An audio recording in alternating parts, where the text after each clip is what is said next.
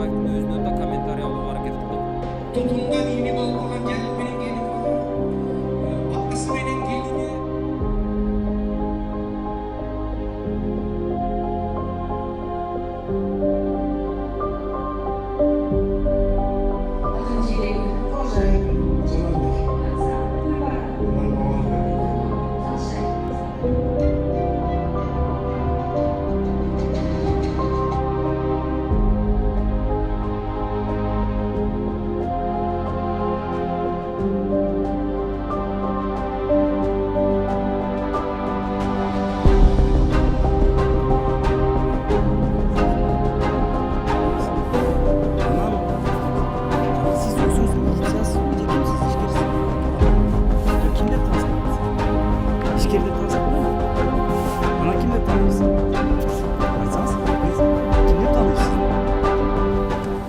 İşker siz bir kimsiz? Айтсаңыз Emir.